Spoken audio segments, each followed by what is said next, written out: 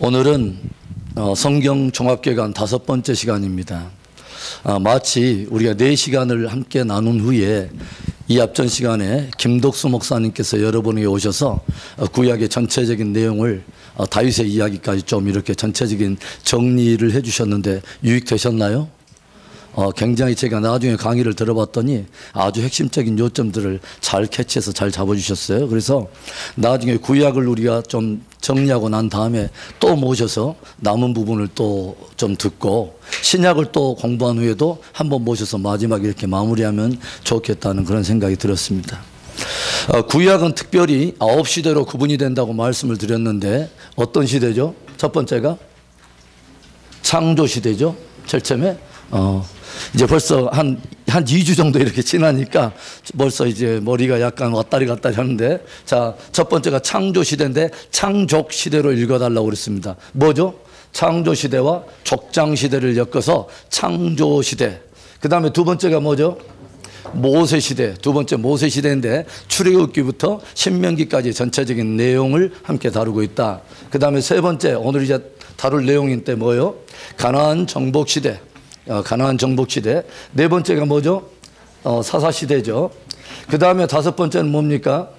통일 왕정 시대. 여섯 번째는 분열 왕국 시대. 그 다음에 일곱 번째 뭐죠? 포로 시대. 그 다음에 여덟 번째는 귀환기. 귀환기는 성전 재건기와 맞물려 있다라고 말씀을 드렸어요. 마지막 아홉 번째 뭐죠? 신구약 중간기 또는 암흑기라고 말하죠. 그래서 앞에 이니셜로 따지면 구창모 가사통분 포기중 이렇게 해서 구약은 9시대로 이렇게 분류할 수 있다. 그러면 이학전까지 우리는 창조시대와 모세시대를 통해서 굉장히 중요한 이야기를 우리 함께 나눴어요.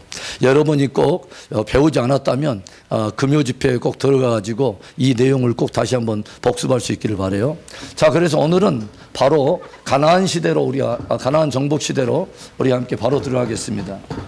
그래서 이제는 가나안 시대 딱 하면 어떤 내용입니까? 이제는 리더십이 새로워졌습니다. 모세의 시대가 다 끝나고 새로운 리더십 여호수아가 세워졌고, 그 다음에 뭐예요? 세대가 바뀌었어요. 그래서 출애굽 1세대들이 다 광야에서 40년 동안 방황을 통해서 다 엎드러지고 이제 새로운 시대가 일어났죠. 그래서 신명기에서 모세를 통해서 세 편의 설교를 들었는데 하나는 뭐예요? 하나님께서 과거에 어떻게 지금까지 이끌어 오셨는가는 과거에 베풀어 주신 은혜와, 그 다음에 현재 하나님께서 어떤 은혜를 베풀어 주고 계시는가, 그리고 그 하나님은 마침내 약속에 신실하신 하나님이 어떻게 앞으로 또 은혜를 베푸실까 하는 미래적 모든 은혜까지 세 편의 설교를 담은 것이 신명기를 구성하고 있다고 말씀을 드렸어요. 그리고 신명기의 전체적인 주제는 뭐냐? 신명기 30장에 나와 있는 19절에 어떤 말씀이 있냐면, 내가 너희 가운데 뭐요? 생명과 사망을 두었으니 너희가 살기 위해서는 생명을 택하라 하는 것이 핵심적인 거죠. 그래서 신구약 성경 전체에는 두 가지 맥이 흐르는데 하나는 뭐요? 사망의 맥이 흐르고 하나는 생명의 맥이 흐른다. 굉장히 중요한 이야기입니다. 나중에 성경 전체를 다 끝내고 나면 제가 성경에 크게 흐르고 있는 네 가지 맥에 대한 이야기를 여러분과 함께 나누고 싶어요. 자, 그래서 그런 이야기를 이제 다 마무리하고 이제는 새로운 리더십 여호수아가 이제 세워지고 마침내 드디어 이제 약속의 땅으로 진군에 들어갑니다. 이 이야기는 어떤 주제와 맞물렸냐면 하나님께서 제일 처음에 뭐요? 아브라함, 믿음의 조상 아브라함과 맺었던 언약과 굉장히 밀접해 있는 이야기라고 말씀을 드렸어요. 하나님께서는 아브라함에게 세 가지 아주 중요한 약속을 주시죠. 하나는 뭐냐면 국민에 대한 약속입니다. 그렇죠? 그 다음에 또 한번 영토에 대한 약속. 그 다음에 뭐죠? 주권자에 대한 이야기입니다. 그래서 제일 먼저 출애굽 시대를 통해서 하나님은 애굽의 400년 동안의 역사를 통해서 하나님은 당신의 백성들을 만들어내세요. 그리고 때가 차면 하나님께서 그 백성들을 이끌어다가 이제 여호수아를 중심으로 어떤 땅으로 들어가냐면 예전에 아브라함에게 약속해 주신 그 영토를 차지하려고 정복 전쟁을 치르게 하시죠. 그리고 그것이 끝나면 사사시대부터 이야기는 뭐냐면 주권자를 세우는 이야기입니다. 결국은 왕을 세우는 이야기. 결국은 무엇에 대한 이야기죠? 국민 주권 영토는 한 나라를 세우기 위한 3요소. 그래서 구약 전체의 이야기는 가장 핵심적인 뭐냐? 이야기가 아브라함과의 언약을 역사 속에 풀어가는 이야기가 구약 전체 이야기인 것입니다. 자, 그래서 오늘 이제 가나안 정복 전쟁에 대한 이야기인데 새로운 리더십 여호수아가 세워졌습니다. 그런데 여호수아에는 굉장히 큰 버든이 있죠. 뭐냐면 모세라고 하는 거대한 하나의 지도자가 남긴 하나의 영적 공백의 자리를 이 새로운 신임 지도자가 채우기는 결코 쉽지 않았다는 거죠.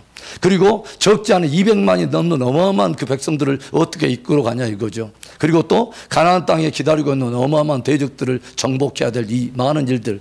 그래서 여호수아는 지금 두려워하고 있어요. 그래서 주님께서 뭐라 하냐면 두려워 말라고 하는 말씀은 지금 여호수아는 힘이 두려워하고 있다고 하는 거죠. 그런데 하나님께서는 이 세 가지 커다란 여호수아의 안에 있는 버든을 가지고 있는 이것을 딱 하나를 붙들고 승리하라고 말씀을 주신대. 그게 뭐냐면 여호와의 율법을 붙들라는 것입니다. 하나님의 말씀을 붙들라. 말씀 앞에서 좌로나 우로나 치우치지 말라. 모세가 중요한 게 아니라 모세를 누가 세웠냐면 나 여호와가 세웠다고 하는 거죠. 그래서 모세를 세운 내가 너를 붙들면 또는 너는 훨씬 모세보다 더욱더 위대한 일도 할 수 있다고 하는 것이죠. 그래서 세운 리더십이 누구냐가 관건이 아니라 그를 누가 붙드냐 하는 하나님이 관건이라고 하는 것이죠. 할렐루야. 그래서 하나님께서 그 대적이 누구냐가 관건이 아닌 것입니다. 그러면 하나님께서 능력을 누가 능력 주시느냐 하는 것이 굉장히 중요하다는 거죠. 저와 여러분이 누군가가 중요한 게 아니라 저와 여러분을 사용하시는 바로 능력이 하나님이 중요하다고 하는 것입니다. 할렐루야. 자, 그래서 제가 여러 번 말하지만 지피지기면 백전백승이 아닙니다. 적을 알고 나를 알면은 진짜 실상 알면 나는 그 앞에서 완전 대패죠. 골리앗 크기 알고 안압자손 보면 나는 그 앞에서 메뚜기 자상으로 눌릴 수밖에 없는 거죠. 그런데 지피지기면 백전백패지만 뭐냐, 우리는 주님을 알고 또 주님을 알면 승리할 수 있습니다. 할렐루야. 결국은 주님이 누군가가 중요한 것입니다. 할렐루야. 자, 그래서 가나안 정복 전쟁의 이야기, 여호수아 새로운 리더십이 세워졌을 때 하나님은 하나님의 말씀을 붙들까 처음부터 끝까지 진리 전쟁의 이야기인 것이죠. 아주 중요한 거죠. 자, 그러면 이제 오늘 그 이야기를 다루면서 첫 번째 패러그랩에 어떤 이야기가 핵심이냐면, 여호수아라고 하는 책은 뭐냐면 핵심적으로 정복과 분배의 책입니다. 가로의 정복과 분배. 그래서 여호수아 24장이 있는데 12장까지의 전반기는 정복 전쟁에 대한 이야기고 13장부터 이야기는 분배에 대한 이야기죠. 그 다음에 마지막 2장 23장과 24장은 여호수아의 고별 설교에 대한 이야기. 그래서 여호수아는 절반으로 딱 쪼개서 정복과 분배를 다루고 있다. 그 다음에 여호수아에 나오는 모든 전쟁의 이야기는 무엇을 다루냐면 신약 성경에 나서 우리 믿음의 공동체가 나아갈 영적 전쟁의 모든 신앙 매뉴얼, 전쟁 매뉴얼을 다 담고 있습니다. 아주 굉장히 중요한 거죠. 하나님께서는 이스라엘을 한 지파로 구성하지 않았습니다. 12지파로 구성이 되어 있어요. 굉장히 중요하죠. 신약의 하나님의 교회는 한 사람으로 구성된 게 아니죠. 굉장히 다양한 지체들이 있고 신약에는 또 12사도가 있습니다. 그래서 12지파, 12사도, 이 이야기는 굉장히 중요한 이야기죠. 그렇죠. 나중에 요한계시록에 보면은 새 예루살렘 성이 나와 있는데 거기에 12진주문이 있는데 그 한 진주문마다 12지파의 이름이 기록되어 있고, 그 다음에 12기초석이 있는데 거기는 12사도의 이름이 기록되어 있더라. 굉장히 중요한 하나의, 그래서 천성에 되어질 모든 이야기들이 이 땅의 하나의 이스라엘의 공동체와 신약의 교회들을 통해서 보여진다고 하는 것입니다. 자, 그래서 영적 전쟁에 대한 한 매뉴얼을 담고 있다. 과거에서는 이스라엘 백성들을 통해서 실제적인 하나의 전쟁이었지만 예수 그리스도 이후에 신약의 교회에서는 모두 다 영적 전쟁의 하나의 원리를 그대로 담고 있는 이야기가 여호수아의 이야기다. 자, 그래서 이제 여호수아에게 딱 이야기가 접어들면서 가장 중요한 것은 여러 가지 사건이 있지만 핵심 포인트만 잡고 갈게요. 6장부터 이제 여리고 전쟁이 시작되죠. 그래서 여호수아에 나오는 전쟁은 크게 세 블록으로 나와 있는데 뭐냐면 중부 전쟁입니다. 제일 먼저 여호수아는 무엇을 하냐면 중부를 잡고 북과 남 사이에 중부를 뚫고 남북이 함께 하지 못하고 중부를 먼저 침략을 하는데, 중부 전쟁은 뭐냐면 여리고 전쟁과 아이 전쟁이 중부 전쟁입니다. 그리고 나서 이 전쟁이 딱 끝나고 나면 6장과 7장에서 이 이야기가 나오고 8장까지 나오고 9장부터 10장 이 두 장에서는 뭐냐면 중부로 여호수아의 군대가 갈라버리니까 남부에 고립되어 있는 남부 연합군들이 어디를 중심으로 또 싸우냐면 남부에 아주 큰 성이 하나 있는데 기브온 도성입니다. 그런데 남부 연합군 가운데 기브온 사람들이 이 여호수아의 군대의 강력한 어떤 능력을 감지하고 나서 무엇을 합니까? 변장 쇼를 하면서 여호수아 군대를 찾아와서 화친 조약을 맺어버리죠. 그리고 이것을 위해서 남부 연합군들이 반란이 일어났다 해가지고 기브온을 쳐들어오니까 여호수아 군대가 함께 연합해가지고 이 남부 전쟁을 치러내는 것. 그래서 기브온 전투. 기브온 전투가 남부 전쟁의 핵심입니다. 그 다음에 북부 전쟁이 있죠. 북부 전쟁은 11장에 나와 있는 메론 물가의 전투입니다. 메론 물가의 전투인데 이게 북부 전쟁의 이야기입니다. 그래서 북부 하솔 왕 야빈을 비롯해서 북부 연합군들을 이제 마무리하는 것이 이 마지막 11장의 이야기고, 12장에는 모든 이제 모든 정복한 왕들의 이름이 나오는데 무려 31왕을 다 대표시킨 여러 기록들을 한 장에다 묶어가지고 전쟁 이야기를 종지부를 찍고 있는 이야기인데, 자, 그러면 6장부터 전쟁이 나오는데 사실상 이 전쟁을 위한 모든 준비 작업은 어디서 끝나냐면 5장이 굉장히 중요합니다. 여호수아의 핵심은 5장이에요. 전쟁의 모든 신비한 그 비밀은 5장에 다 끝이 납니다. 그래서 이 모든 이스라엘 공동체가 과거에서 가나안 군대들과 함께 치러낸 7대 족속과 치러낸 이 전쟁의 이야기는 오늘날 주의 몸된 교회의 신앙의 영적 공동체, 신앙의 승리의 어떤 그 영적 전쟁의 원리를 우리에게 도전하고 있다. 자, 이 이야기가 나오기 전에, 5장이 나오기 전에 어떤 사건이 일어납니까? 이제 새로운 1세대와 함께 여호수아의 군대가 나아가는데 그들을 앞을 가로막고 있는 큰 강이 하나 있죠. 뭐죠? 요단강이 있죠. 그래서 요단강을 건너갈 때 기적적으로 하나님이 베푸신 은혜를 따라서 그 마른 땅을 통과하면서 요단을 건너요. 그러니까 새로운 세대는 지금 새로운 지도자와 함께 하나님이 베푸신 기적 속에 굉장히 지금 사실은 사기가 충천해 있는 상태인데, 결국은 이쪽으로 해서 넘어오는 마침내 드디어 이제 여리고 난공불락의 여리고성 앞에 서 있는데, 여리고 평지에 도착했을 때 하나님이 이스라엘 백성들을 저지시키죠. 그리고 놀라운 명령을 주십니다. 어떤 명령을 주십니까? 할례 받으라는 것입니다. 여러분 기가 막히죠? 할례 받으라. 할례가 뭐가 중요하건데 하나님은 이 중요한 순간에, 그것도 전쟁통에 앞에 지금 여리고 도성이 앞에 서 있는 바로 이때에 그 여파를 밀어가지고 확 밀어버리면 좋을 텐데 사기충천에 있는 바로 그들을 진정시키고 하나님은 무엇을 하냐면 할례 받으라는 것입니다.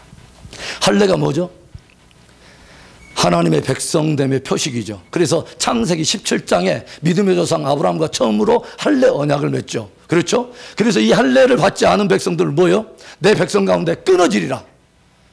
그래서 어떤 말이 나오냐면, 광야의 출애굽 1세대는 다 뭐냐면 나올 때 다 할례를 받고 나왔지만은, 예전에 할례를 받았지만은 새로 광야에서 일어난 세대는 할례를 받지 않았다는 것이죠. 그래서 할례 없는 자가 되었다. 하나님은 할례 없는 자와 함께 싸우지 않겠다는 것이죠. 할례 없는 자는 하나님의 백성에서 끊어지리라. 굉장히 중요한 것이죠. 하나님 어떤 전쟁을 하기 전에 먼저 하나님은 정체성이 굉장히 중요하다는 거죠. 뭐죠? 할례의 핵심은 뭐요? 나의 생명의 포피를 자른 것입니다. 나 죽고 하나님 안에서 있는 새 생명. 그러니까 내가 하나님의 백성됨에 대한 그 정체성 말입니다. 저와 여러분이 어떤 일을 하든지 하나님은 하나님의 자녀로서 하기를 원합니다. 하나님의 백성으로 하기를 원하는 것입니다. 할렐루야.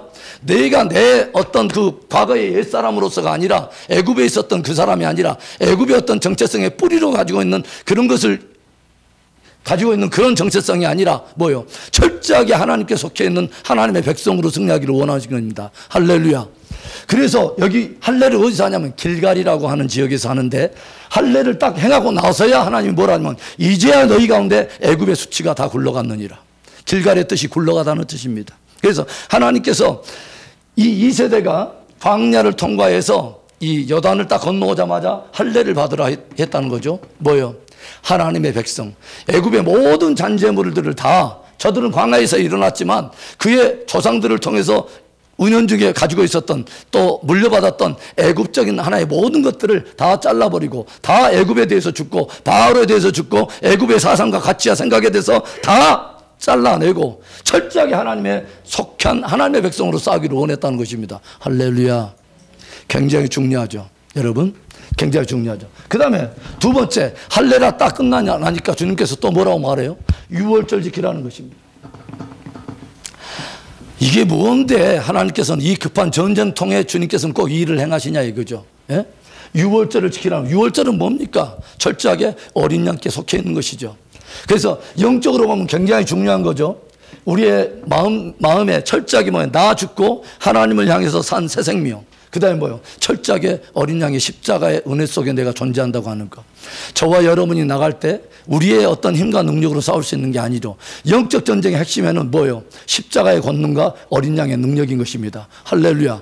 저와 여러분이 나가는 것이 아니라 철저하게 그리스도의 의를 입고 나가야 된다고 하는 이 굉장히 중요한 것. 어떤 일을 하든지 우리가 하나님의 백성됨으로 살고 뭐요? 십자가의 은혜빛 속에서 우리가 어떤 일이 있는지 우리가 감당을 해야 된다고 하는 것이죠. 철저하게 하나님의 은혜로 말미암아 우리가 여러 가지 일들을 할 수 있다고 하는 거죠.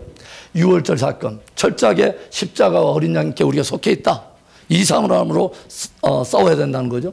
그 다음에 세 번째 뭡니까? 이것이 딱 끝나고 나니까, 할례와 유월절이 딱 끝나고 나니까 결국 이제 누가 나타나면 하나님의 군대 장관이 나타납니다. 하나님의 군대 장관이 딱 나타나니까 여호수아가 뭐라 합니까? 오히려 삿대질하면서 묻죠. 당신은 우리 편입니까? 저쪽 편입니까? 누구 편을 들려고 지금 나타난 것입니까? 그러니까 여호와의 사자가 뭐라 하냐면 여호수아에게 뭐예요? 나는 하나님의 군대 장관으로서 지금 너희 가운데 나타났는데 여호수아에게 뭘 명령하죠? 너 신을 벗으라 라고 말하죠. 신을 벗으라. 무엇을 말합니까? 이 전쟁이 철저하게 하나님께 속해 있는 전쟁이라는 것을 말하는 거예요. 뭐냐면 신을 벗는다는 것은 종과 노비가 하는 일입니다. 누가 종이냐 이 말이에요. 하나님 누구 편입니까? 내 뜻대로 하나님 누구 편입니까? 내 뜻대로 하나님 따라오세가 아니라 우리가 하나님 앞에 종으로서 싸워야 된다는 거죠. 굉장히 중요한 거죠. 주권에 대한 것. 이 전쟁의 주권. 저와 여러분이 하나님 앞에 나갈 때마다 뭐요? 신을 벗고 그분이 원하는 편에 우리가 써야지 우리가 하는 대로 주님을 우리가 이끌고 가는 게 아니라는 거죠. 우리가 아주 중요한 사건이죠. 주권에 대한 이야기입니다. 굉장히 중요한 이야기죠. 요 세 가지가 전쟁에 필요한 아주 중요한 준비가 된다고 하는 거죠. 여기에서 딱 끝이 납니다. 이 세 가지가 딱 잘 돼야 된다는 거죠.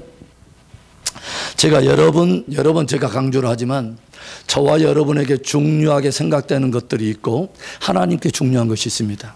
저와 여러분이 급하다고 생각하는 것이 있어요. 빨리 승리해야 되고 빨리 형통해야 되고 빨리 얼른 물리쳐 버려야 되는데 하나님께서는 그게 중요한 게 아니에요. 하나님은 거룩이 중요하고 순결이 중요하고 하나님 앞에 헌신이 중요한 거예요. 할렐루야. 그래서 이 부분에 대한 부분이 정리 안 되면 맨날 이겨도 자기가 영광받아. 맨날 이겨갖고 자기가 기념비 세워. 자기 의 가지고 싸우다 보니까 이것 가지고 하나님의 공동체가 세워지는 게 아니라 이스라엘 나라가 세워진 게 아니라 자기끼리 분열하고 서로 경쟁하고 엉뚱한 것으로 서로 혈과 육으로 서로 대조하고 서로 누가 높냐 누가 낫냐 이런 전쟁하고 있다 이 말입니다. 그래서 철저하게 이 부분 나 죽고 철저하게 하나님께 속한 새 생명으로 싸운다고 하는 거 은혜로 말입니다. 그리고 뭐요? 어린 양의 철저한 십자가의 의를 힘입고 우리가 나간다고 하는 거. 그 다음에 뭐요? 철저하게 하나님께 주권이 있다. 할렐루야. 우리 뉴스 공동체가 이런 공동체가 되기를 원합니다. 이것이 딱 준비가 되면 언제든지 똑같아요. 하나님은 이 세 가지를 항상 점검해요. 거룩에 대한 부분과 헌신과 순종을 항상 점검해요. 이 두 가지가 흔들리지 않으면 백전백승입니다. 할렐루야. 자, 그러면 한번 봅시다. 제일 처음에 이 사건이 딱 일어나서 어떤 사건이 나면 여리고 전쟁이 벌어지죠. 그리고 여리고 전쟁이 난공불락의 어마어마한 성입니다. 그러니까 당대의 어떤 그 고고학자들이 그 본대로 보면은 이중벽을 가지고 있는 어마어마한 성이에요. 여리고성은. 그런데 반드시 돌파해야 될 그 성인데 하나님께서 여리고성에 대한 하나님께서 세운 전쟁 시나리오는 이렇습니다. 우리가 전쟁 시나리오 짜서는 안 되는 거죠. 하나님이 전쟁 시나리오를 가지고 있는 것입니다. 할렐루야. 저와 여러분이 전쟁 시나리오를 가지고 있으면 안 돼. 하나님의 전쟁 시나리오를 우리가 귀 기울여야 되는 거죠. 할렐루야. 그래서 하나님께서는 기이한 것을 또 말씀하셔요. 뭐죠? 기이한 전쟁의 전략이에요. 여리고성에 이 어마어마한 난공불락의 성을 물리치는데 뭐요? 하루에 한 번씩 나팔 불고 양각 나팔 불고 그 다음에 뭐요? 모든 백성들은 침묵하고 하루에 한 바퀴씩 이렇게 돌다가 마지막 일곱째 날은 마지막에는 7바퀴를 돌 다음에 크게 함성을 지으라는 이해할 수 없는 전략을 주신다는 거죠. 이해할 수 없는 전략. 항상 중요한 것은 우리의 이해를 필요로 하는 게 아니에요. 하나님의 모든 말씀은 저와 여러분의 이해를 필요로 하는 게 아니에요. 저와 여러분이 분석하는 게 필요한 게 아니라 하나님은 오직 순종을 요구한다는 거죠. 할렐루야. 이해가 기적을 낳지 않습니다. 분석이 기회를 낳지 않습니다. 분석과 이해를 항상 따지다 보면 항상 결과는 뭐냐면 I cannot do. 그래서 할 수 없다는 것입니다. 이래서 안 되고 저래서 안 되고 해질녘이 다 됐고 모인 숫자만 2만 명이 넘고 마을까지는 한참 들어가야 되고 모인 숫자가 2만 명이 넘는데 어떻게 물고기 두 마리 보리떡 5개 갖고 되냐 이 말이에요. 분석하고 따지면 결국은 결론은 항상 안 돼요. 그런데 순종하면 돼요. 순종하면 하나님이 누군가를 알게 돼요. 할렐루야. 분석해서 아는 게 아니라 순종하면 순종하는 자가 하나님을 알게 돼요. 할렐루야. 이게 굉장히 중요한 원리예요, 성경은. 그래서 하루에 한 바퀴씩 이렇게 돌고 7번째 이 바퀴를 돌고 함성을 외친다. 이런 것의 모형은 그냥 있는 것이 아니라고 말씀을 드렸어요. 그렇죠. 양강나팔을 붑니다. 뭐죠? Blessed with lamb's horn. 그러니까 뭐냐면 양의 뿔과 더불어서 이루는 나팔 소리입니다. 뭐냐면 여리고 전투를 하는데 이상하죠. 양강 나팔 소리를 들어야 돼요. 무엇을 하냐면 양의 뿔, 어린 양이 권세가 있다. 어린 양의 복음. 그래서 예수 그리스도의 그 복음에 우리가 몰입을 하고 있어야 되고 철저하게 저와 여러분의 어떤 그 모든 기초는 항상 십자가의 은혜, 어린 양의 복음, 거기에 우리가 서 있어야 된다고 하는 거죠. 할렐루야. 이게 굉장히 중요해요. 그래서 양강 나팔 소리를 귀는 열고 듣고 눈은 무엇을 직시하고 제사장이 메고 있는 법궤를 직시하고 하나님의 언약과 약속 이것을 직시하고 있어야 된다는 거 여러분 굉장히 중요해요. 영적 전쟁에서는 무엇을 듣느냐 무엇을 보느냐가 굉장히 중요해요. 굉장히 중요하죠. 그래서 주님 말하죠. 무엇을 듣는가 무엇을 보는가를 삼가 주의하라. 왜 그러냐면 대부분의 완악한 것과 사단적 관계는 대부분 듣고 보는 것에서 옵니다.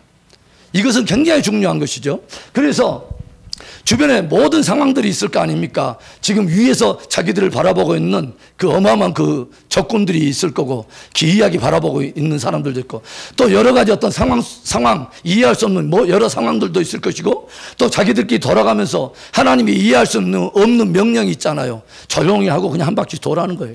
그냥. 입만 딱 열었다면 이때 난리 났을 거야 아마. 한마디씩 거들었다면 별 어떤 말들을 했을 거예요. 왜 한마디씩 이렇게 한 바퀴씩 돌아야 돼?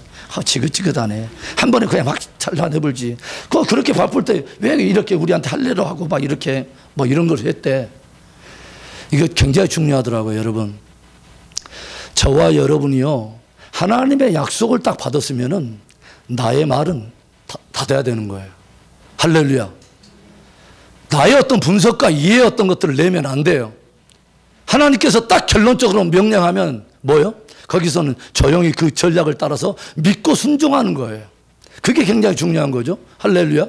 그래서 이게 침묵의 전략이 굉장히 중요한 거더라고요. 하나님의 약속을 받은 사람은 먼저 철저하게 내 생각과 그 약속이 부딪히는 모든 상황과 이 하나님이 주신 약속을 흔들 만한 주변의 모든 풍조와 사람들의 여러 가지 소리에 대해서도 타협하지 않아야 되는 거죠.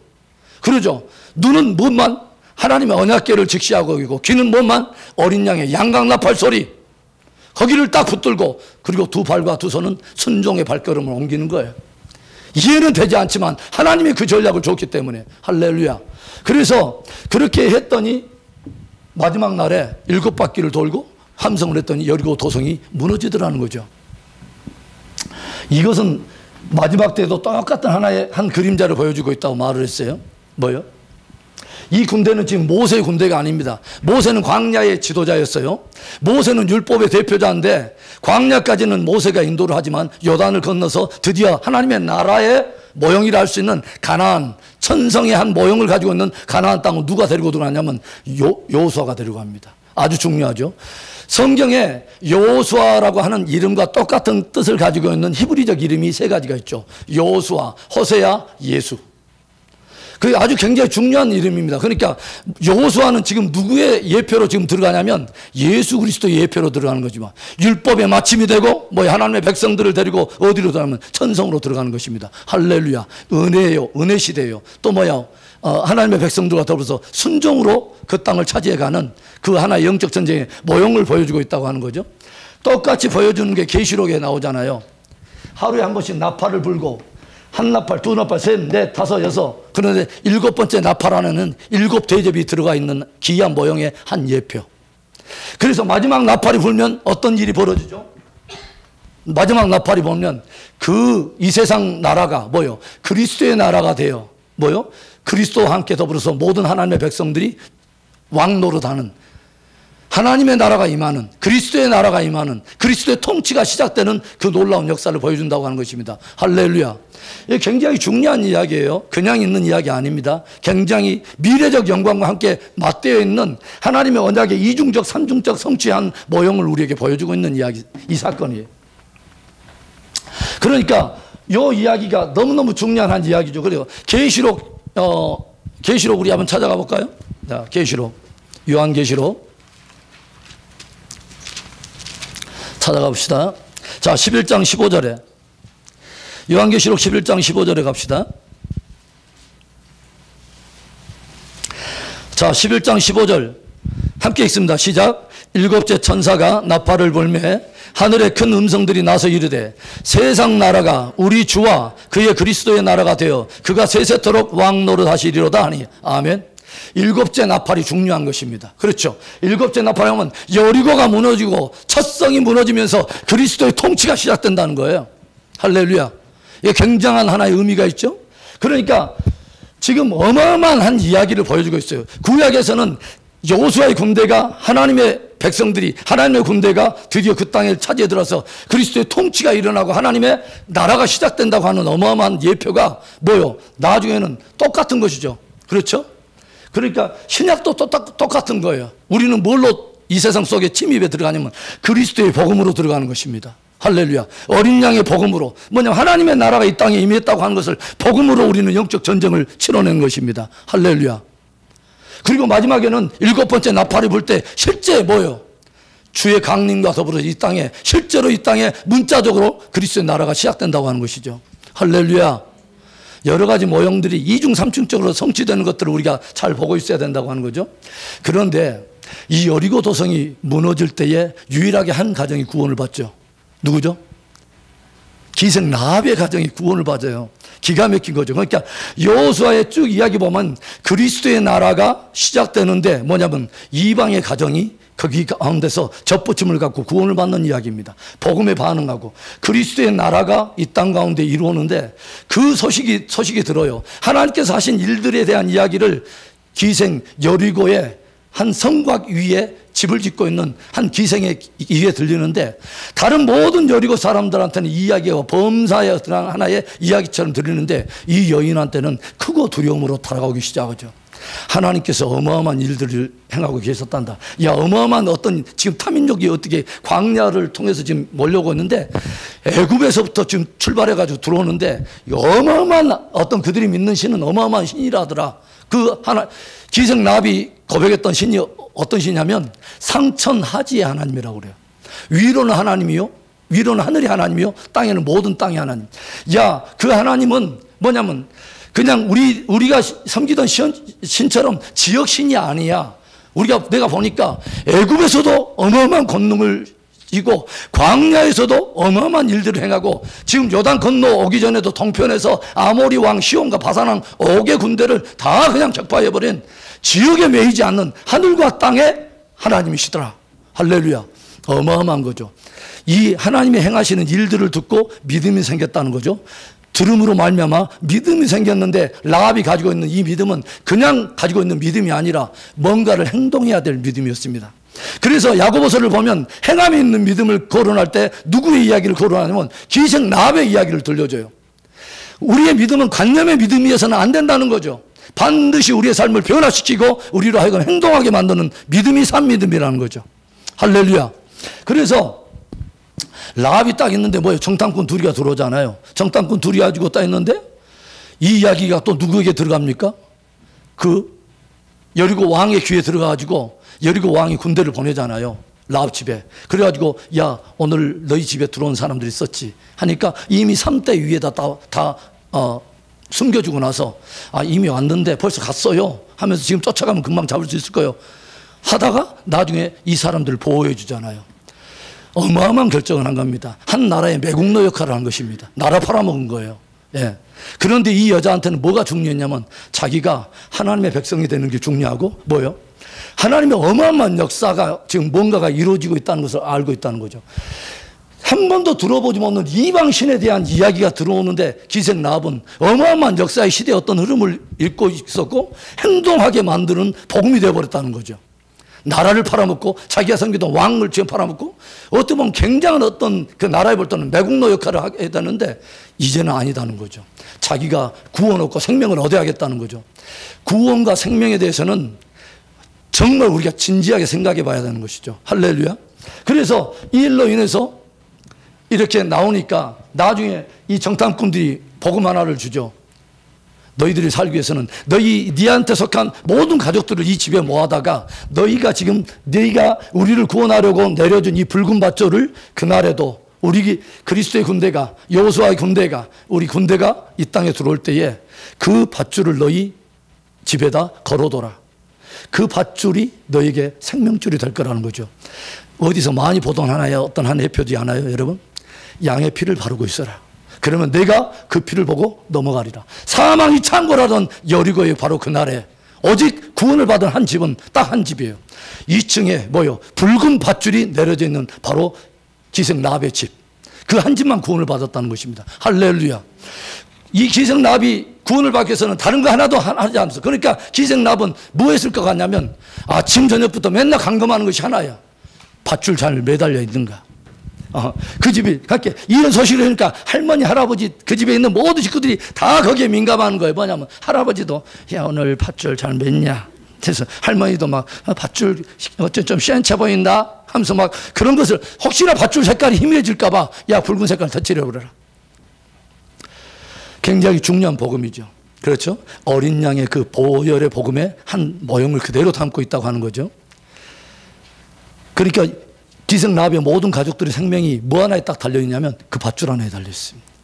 온 이스라엘 백성들의 생명이 오직 어린 양의 그 피에 달려있는 것입니다.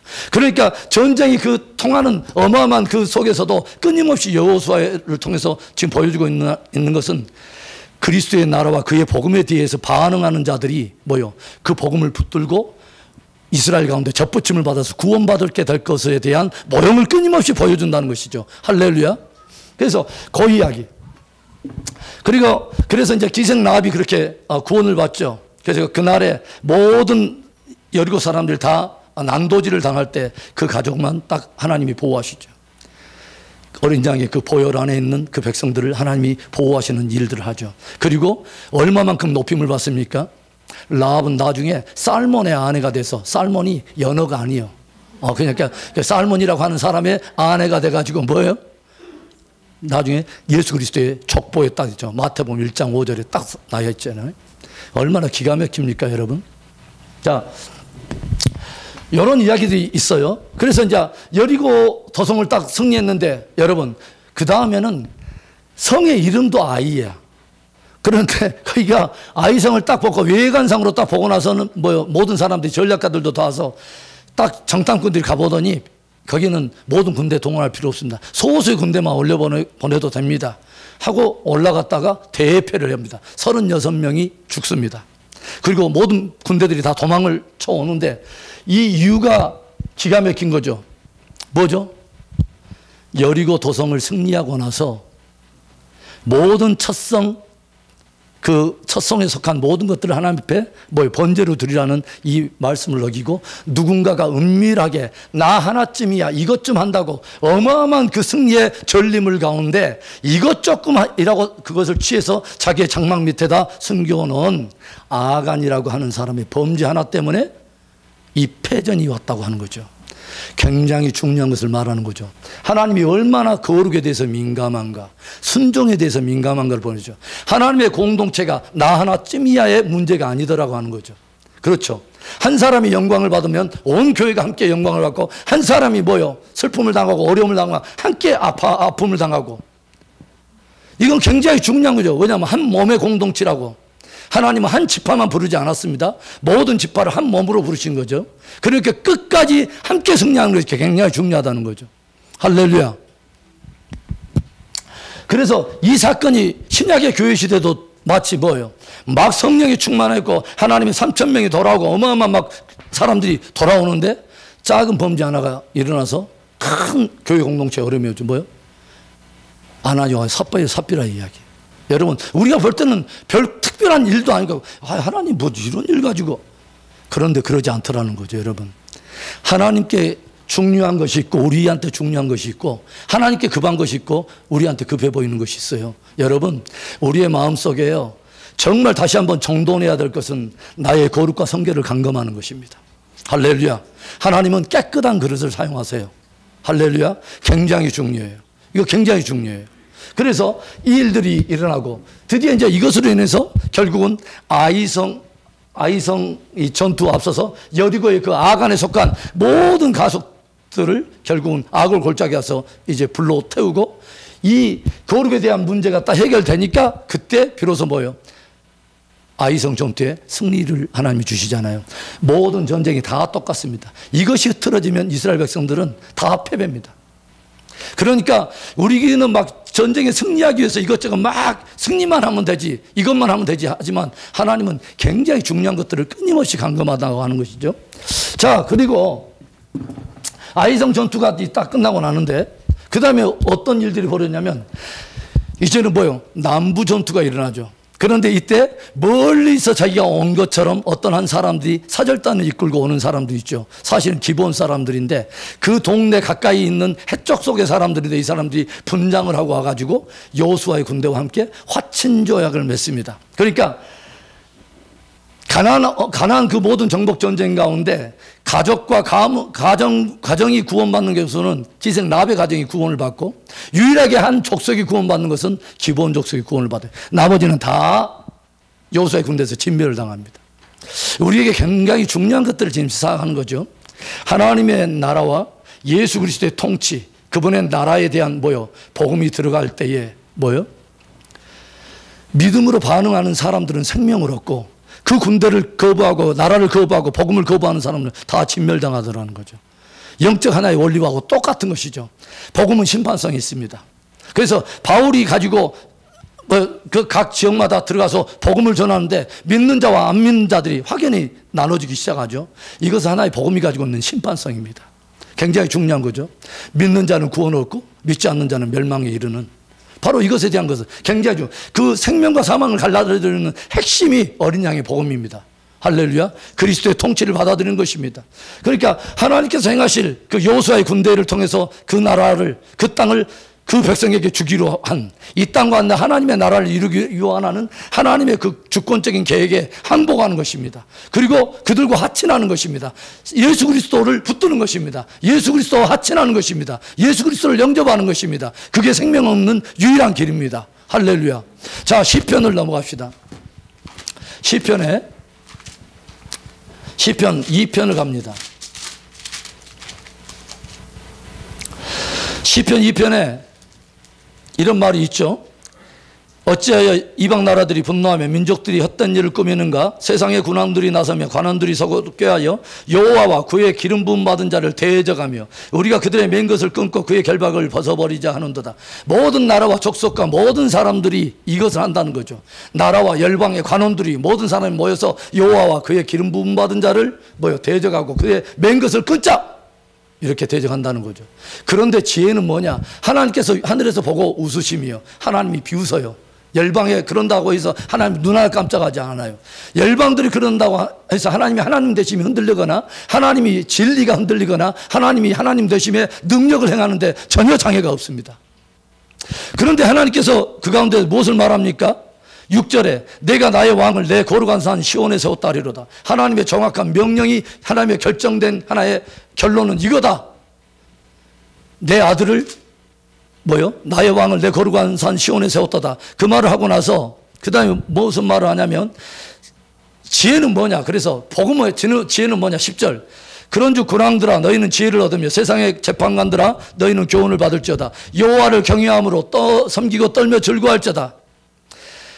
야, 나 여호와의 계획은 딱 이미 섰어. 나의 왕을 거룩한 산 시온에 세우는 거야. 그래서 세상의 군왕들아 재판관들아 너희들은 참으로 지혜 있기를 원해요. 정말 나를 두려워하고 떨며 나를 섬기기를 원하는데 너희가 두려워하고 떨며 나를 섬기는 그 믿음을 이걸로 보여야 돼 라는 게 마지막 절입니다. 12절. 그의 아들에게 입맞추라. 그렇지 않으면 진노하심으로 너희가 길에서 망하리니 그의 진노가 급하심이라. 여호와께 피하는 모든 사람은 다 복이 있도다. 아멘. 할렐루야. 여호와께 피하는 것의 핵심이 뭡니까? 예수 그리스도 영접하는 것입니다. 예수 그리스도의 통치, 하나님의 나라를 받아들이는 것입니다. 할렐루야. 그게 생명입니다. 기본 족속은 그걸 선택한 것입니다. 기본 사람들은 약한 사람이 안 썼어요. 여호수아 10장에 보면요, 뭐냐면 기브온은 큰 성이요, 왕도와 같은 성이요. 이 백성들은 아이 사람들보다 훨씬 강력한 민족이었다고 말을 해요. 남부 사람들, 이 사람들이 알아요. 그런데도 불구하고 기본 사람들한테 자기가 강하냐, 우리가 뭐 어떻게 사람들한테 평가받냐가 중요한 게 아니야. 하나님이 어떤 계획을 가지고 어떤 지금 역사에 하나님의 섭리가 지금 움직이고 있느냐, 이게 중요한 거예요. 그리고 어마어마한 그 하나님의 나라의 통치에 대한 것들을 가지고 뭐요? 자기 모든 민족의 정체성을 내려놓고 기꺼이 남부 연합에 탈퇴해버리고 뭐 어디로 들어오냐면 여호수아 군대와 하친하러 들어온답니다. 온갖 분장쇼를 다 해가면서 어찌든지 그리스도 예수를 붙잡으려고, 어찌든지 그리스도 예수 안에 발견되기를 사모해서 거기 기꺼이 여호수아 군대를 찾아가요. 그렇죠. 그런데 여호수아 군대가 하나님께 묻지를 않고 덤썩 화친주약을 맺네. 그리고 나중에 이게 발견되잖아요. 그러니까 발견됨으로 인해서 기본 족속은 평생 무엇을 하냐면 하나님의 제단과 이스라엘 백성들을 위해서 물 깃는 일을 하게 됩니다. 그렇죠. 제단과 이스라엘 백성들에서 물을 깃는 일을 해요. 그런데 이 일을 함으로 인해서 기본 족속이 남부 이제 연합군대 탈퇴함으로 인해서 남부 연합군들이 기본을 쳐들어오는데 이때 여호수아의 군대들이 함께 조인을 하죠. 왜냐하면 하나님의 이름을 걸고 했기 때문에 여호수아의 군대들이 책임성을 가지고 이 전투에 끼어들어요. 그리고 이 전투에서 어마어마한 일이 벌어지죠. 그러죠? 여호수아의 군대가 계속 서서 승리하고 있는데 계속 이제는 뭐냐, 해가 저물어 가는 거예요. 이때 다급해진 여호수아가 어마어마한 것을 하나님께 요구합니다. 선포합니다. 뭐요? 태양아, 뭐요? 기본 골짜기에 머무르라. 달아, 아얄론 골짜기에 머무르라 하는데 해와 달이 종일 종하에 있는 것이 야살책에 기록이 되었는지라. 그러니까 저는 잘 모르지만 과학이 발달해 가면서 과학자들이 그것을 인정하잖아요. 뭐냐면 과학을 연구하다 보니까 뭐냐면 한 날이 빈다고 하는 거죠. 그런데 상당한 날에 그 시간이 바로 여호수아에 있었던 기본 전쟁이 있었던 바로 그것으로 해결이 되고, 또 일부의 시간 빈 것이 어디서 채워지냐면 히스기야가 치료받을 때 표적을 구하는데 해의 일용표를 10도 뒤로 물러나게 합니다. 이것이 딱 합치니까 정확히 딱 왁구가 맞는다는 아름다운 이야기가 있습니다. 하나님은 실수하지 않으셔요. 이 무엇을 핵심이냐면 하나님은요, 자기에게 긍휼을 구하고 자기가 세운 경륜과 하나님의 복음을 귀하게 여기고 거기에 생명을 의존하고 다가오는 기본 족속을 하나님이 보호하신 것입니다. 이와 같이 사람의 말을 들은 적이 없었더라. 이와 같이 사람의 전에 말을 들어본 적이 없어요, 하나님이. 그런데 자기에게 돌아온 기본 족속을 보호하기 위해서 하나님께서 전쟁을 하십니다. 그렇죠. 구속받은 자를 위해서 하나님이 전쟁을 치르시는 하나님. 할렐루야. 그리고 이때 하나님께서 직접 무엇을 하냐면 우박을 어마어마하게 하여간 들어가지고 칼에 죽은 자보다 우박 맞아가지고 죽은 사람이 더 많았다고 기록하지 않습니까? 기본 족속을 이렇게 이스라엘 여호수아의 군대가 보호를 해요. 그러니까 하나님이 이걸 기뻐하시고 이 전쟁에 승리를 주시는데 나중에 기본 족속을 쳐버린 사람이 있습니다. 약 400년이 지나서 사울 왕이 기본 족속을 칩니다. 그리고 다윗 왕 때 3년 동안 이스라엘에 기근이 찾아오죠. 다윗은 왜 이런 일이 일어난지도 모르고 하나님께 간구하고 있는데 하나님이 그 이유를 말하면 기본 족속을 쳤다는 거예요. 나에게 돌아온 그들을 쳤다는 거예요. 그리고 이 일로 인해서 다윗이 사울에게 속한 7사람을 기본 백성에게 내어주고 그들이 처형당함으로 인해서 3년 기근이 풀어지죠. 그러죠? 그리고 이 기본 족속이요, 그렇게 성전에 물 깃는 자가 되고 이렇게 이스라엘 백성들 물 깃는 자가 돼가지고 나중에 보면 얼마나 충성된지 아십니까? 이스라엘 백성들이 다 하나님을 배반하고 결국은 바벨론으로 포로로 끌려갈 때 기본 족속도 속해서 끌려가요. 그리고 나서 이 사람들은 어쩌면 이스라엘 종로를 하고 있고 제단을 섬기는 사람들인데 이 사람들이 나중에 포로 귀환기 때 이 기브온 사람들이 어마어마하게 돌아옵니다. 그리고 역시 무엇을 하냐면 하나님의 제단에 물을 깃고 그 다음에 느헤미야 3장에 옛 무너진 문들을 수축하는데 한 블럭을 저들이 또 맡아가지고 무너진 성벽을 재건하는 그 충성을 보여줘. 굉장히 귀한 사람들이 느디님 사람이라고 그 기록이 되어 있죠. 굉장히 특별한 민족, 아주 귀한 민족이에요. 자, 그래서 이제 남부 전쟁에도 이것으로 인해서 이제 승리가 되고 나중에 뭐냐면 북부 전쟁에 메론 물가 전투에서 이야기는 이제 여러분들이 그냥 스쳐 지나가시면 돼요. 그러니까 여러 가지 이야기 속에서 하나님께서 이스라엘 백성들에게 세우신 전쟁의 원리가 굉장히 중요하다는 것이죠. 이 전쟁이 너에게 속한 것이 아니라 나 여호와께 속해 있는 전쟁이기 때문에 나 여호와가 거룩하니 너희도 거룩하라. 주님은 거룩을 요구하세요. 우리 그리스도인들이 영적 전쟁에 승리하기 위해서는 대단한 실력과 대단한 은사와 그게 필요한 게 아니에요. 제일로 중요한 것은 거룩이에요. 할렐루야. 성결이에요. 그 다음에 두 번째 뭐야? 하나님께 헌신되어 있어야 돼요. 하나님께 신을 벗으라. 하나님보다 주님 누구 편입니까? 내 편 좀 들어주세요가 아니라 내가 신을 벗고 주님 앞에 서야 되는 것입니다. 할렐루야.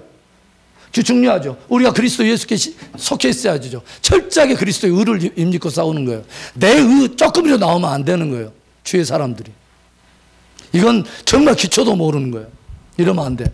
그래서 요 이야기의 전투 원리는 똑같다는 것이죠.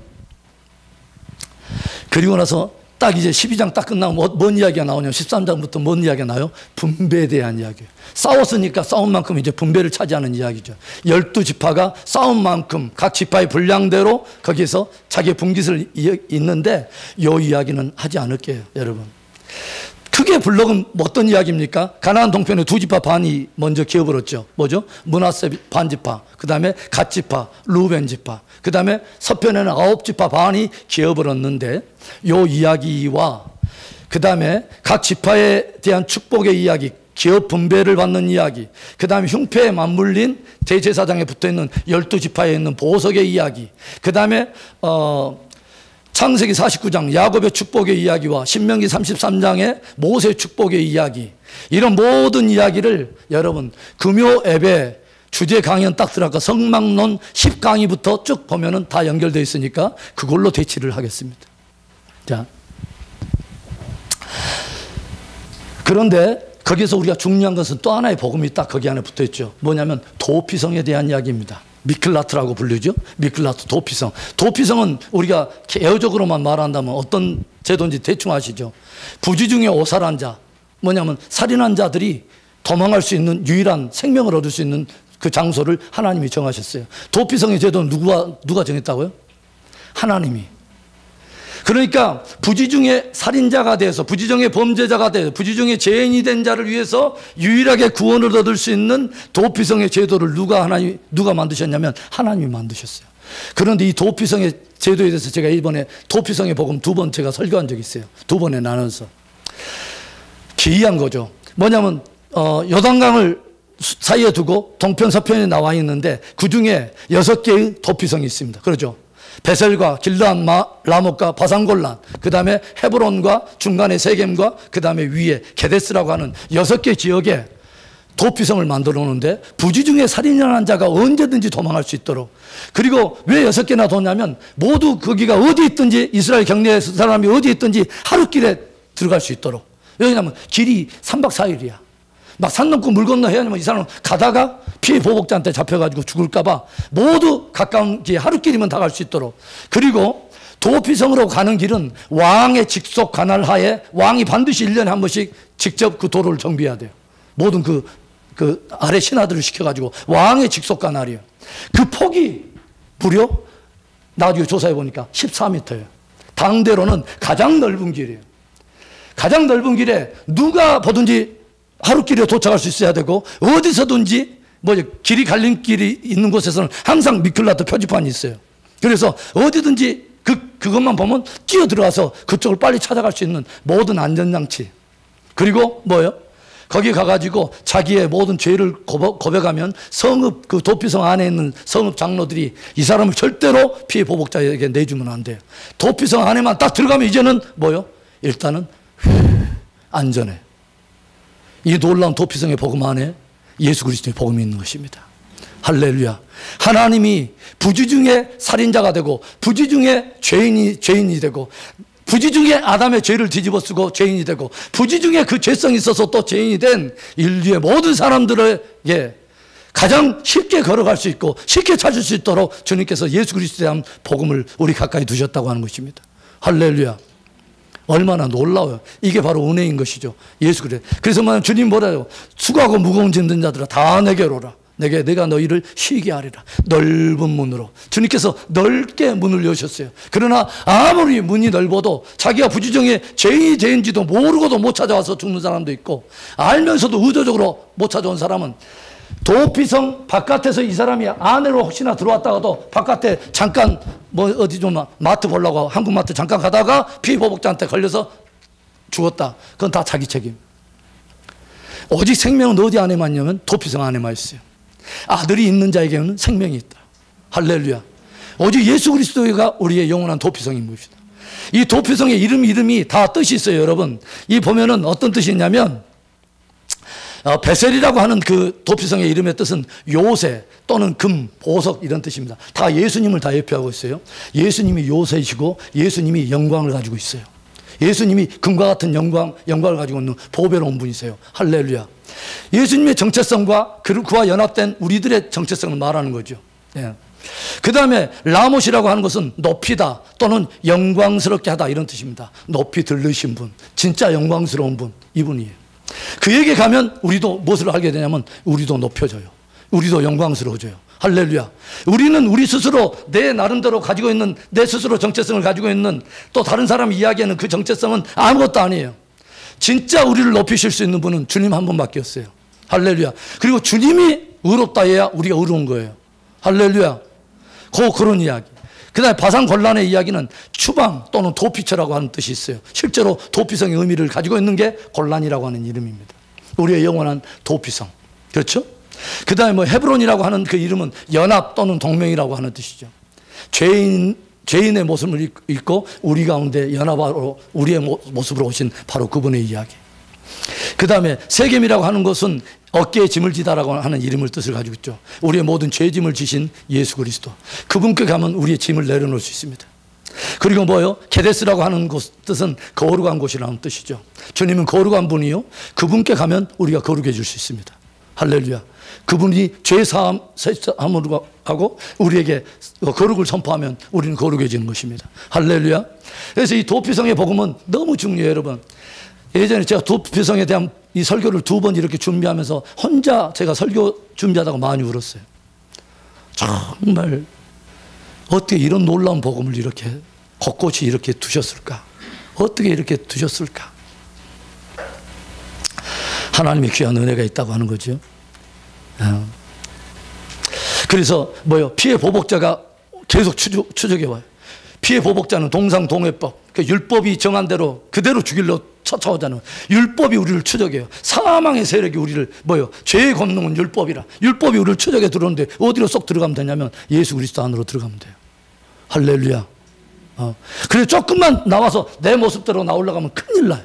예수 그리스도의 의를 입고 있어야 되지. 그 도피성에서 조금 삐끔해가지고 나오면 큰일 나요. 예수 그리스도 안에 있는 게 최고의 복입니다. 내가 그리스도 안에, 그리스도가 내 안에 있는 바로 이 사람이 복 있는 거예요. 마지막 하나만 이야기하고 이제 마칠게요. 이제 여호수아의 이야기가 이제 전쟁의 어떤 한 원리를 다 보여주고 나서 자기의 싸운 어떤 그 분깃들을 통해서 분배를 다 얻고 나서 나중에 여호수아가 이제 전쟁을 다 마치고 나서 모든 이스라엘 백성들을 함께 모으고 관료들을 모아서 세겜 땅에 부릅니다. 그리고 이른바 세겜 언약을 맺으면서 고별 설교를 해요. 세겜이라고 하는 것은 굉장히 의미 있는 것이죠. 세겜이 어딘지 아세요? 세겜은 베델과 아이 사이에 있는 한 도성인데 여기에는 유명한 산 2개가 있습니다. 하나는 그리심산이 있고 하나는 에발산이 있어요. 그런데 여기에 제일 처음에 아브라함이 본토 친척 아비집을 떠나서 어디로 갈지는 모르는데 가나안 땅으로 들어왔는데 세겜 땅에 딱 도착할 때 하나님이 처음 나타나십니다. 그리고 이 땅을 이 보이는 곳을 너와 내 후손에게 주리라는 처음 그 약속을 주신 그 가나안 안에 들어와서 처음 하나님이 나타난 곳이 이곳이고, 이곳에다 아브라함은 자기에게 나타난 하나님께 제단을 쌓았다. 첫 제단을 쌓은 곳이 이곳이요. 중요한 거죠. 그리고 그리심산과 에발산이 있어요. 이것은 무엇을 하는 거죠? 이스라엘 백성들을 데리고 가서 뭘 하죠? 반쪽은 이쪽 6지파는 에발산에 세우고, 반쪽은 축복의 그리심산에 세워서 한가운데 제사장들이 법궤를 잡고 중간에서 율법을 읽기 시작합니다. 그럼 모든 축복의 복음에 대해서 이 그리심산에 있는 사람이 아멘 아멘 이렇게 서로 마주보고 있거든요. 양쪽 산이. 그리고 뭐 저주에 대한 복음하면 또 이쪽에서 에발산에서 아멘 아멘 하고 서로 경종해 주는 거예요. 하나님의 말씀에 축복의 복음만 복음이 아니라 저주의 복음도 복음인 것이죠. 하나님의 말씀에 가감 없이 모든 말씀이 진리라는 거죠. 할렐루야. 그래서 축복의 그리심산에 있었던 사람 통해서 저주가 선포될 때도 에발 사람들이 아멘 하면 할 때 축복에 있는 상태 그 사람들도 무엇을 경고받냐면 이런 일을 하면은 저주가 온대라고 하는 것을, 저주를 경고받고 지금의 축복의 상태에서 교만하지 않도록 경종을 해주고, 에발산에 있는 사람은 저주 있는 상태를 할 때도 축복에 있는 사람들을 통해서 축복의 말씀이 아멘 하면 할 때 자기들이 회복될 수 있는 길을 또 알 수 있도록, 아주 기가 막힌 거죠. 그러니까 한 중심에 뭐가 있냐면 하나님의 말씀이 있는 것입니다. 굉장히 중요하죠. 여러분, 이게 무슨 사건과 똑같냐면 광야에 나온 하나님의 백성들을 하나님이 그냥 광야에서 방치하지 않고 어디로 모으시죠? 시내산에 딱 모으셔요. 그리고 시내산에서 뭘 하죠? 하나님과 언약을 해요. 나 여호와는 이스라엘의 하나님이 되고 너희는 나의 백성이 되리라. 그러니까 이스라엘 백성들도 하나님과 언약을 맺음으로 해서 하나님과 이스라엘 백성 가운데 뭐요? 하나님됨과 하나님의 백성됨의 언약을 맺고, 이것에 대한 매개체로 하나님이 뭘 주셨다고 그랬죠? 율법, 말씀. 하나님과 그의 백성 사이는 어떤 관계냐면 진리 관계예요. 할렐루야. 내 양은 내 음성을 들으며, 주님의 양은 어떤 양이냐면 주의 음성을 듣는 양이 주님의 양이에요. 할렐루야. 이상한 목자 찾아가고 이상한데 이만희 찾아가면 안 돼요. 여러분, 이만희나 똘만이 찾아가면 안 돼요. 여러분, 그건 굉장히 곤란해요. 자, 그래서 세겜 땅에도 똑같은 거예요. 뭐냐면 여러분, 이 하나님께서 이스라엘 백성들로 하여금, 모세가 뭘 말하면 신명기에 설교할 때 너희가 하나님의 약속대로 가나안 땅에 들어가거든 너희들은 세겜으로 올라가서 그 일을 하라고 또 말을 해요. 뭐냐면 절반은 이쪽에 서서 절반은 이쪽에 서서 하나님의 말씀을 선포하라. 세겜이 어떤 곳이라고 했죠? 세겜은 아브라함과 처음으로 하나님이 언약을 했던 곳이에요. 하나님이 아브라함의 하나님이 되고 아브라함이 또 하나님의 처음 그 후손이 되는 그 땅을 차지하는 그것에 대한 약속을 주신 것이고, 거기서 하나님 말씀이 있어요. 아주 중요한 거예요. 세겜 땅이 똑같은 거예요. 그런데 여기에 여호수아가 죽기 전에 이스라엘 백성들을 또 불러요.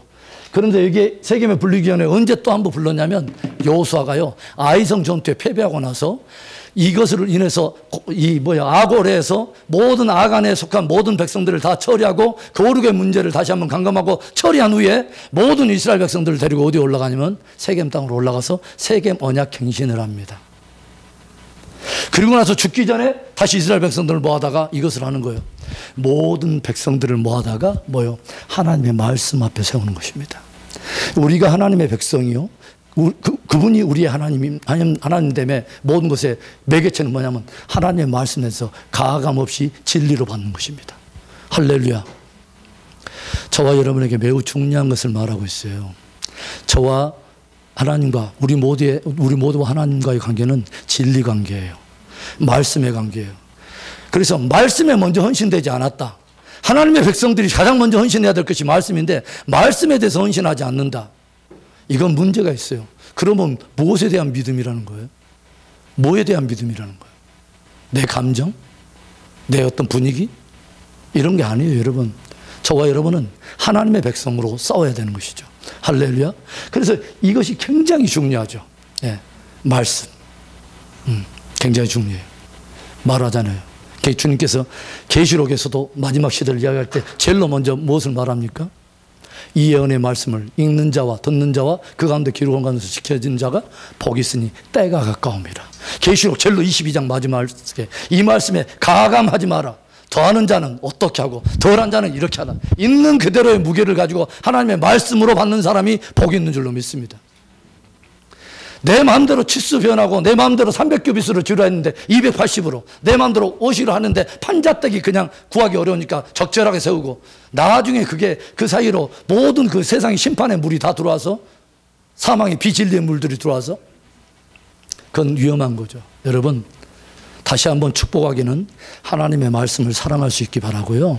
여러분 여호수아의 핵심이 뭐예요? 그래서 너희들이 오늘날 택해라 이거야.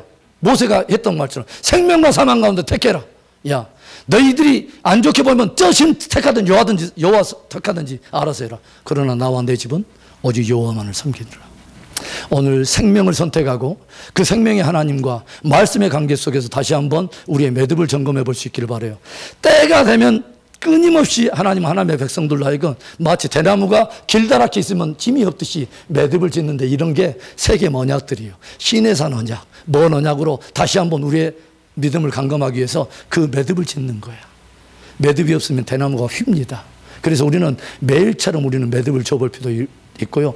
해가 질 때마다 매듭을 쥐고 또 날이 지날 때마다 1년이 지날 때마다 우리가 매듭을 이런 것들 다시 한번 쥐고 우리도 세겜 영적 세겜에 서서 내가 정말 하나님은 나의 하나님이고 나는 그분의 백성인가 그리고 매개체로서 하나님의 말씀을 붙들고 있는가를 감금함으로 인해서 우리의 속사람이 강건하고 끝까지 승리할 수 있기를 주의 이름으로 축원합니다.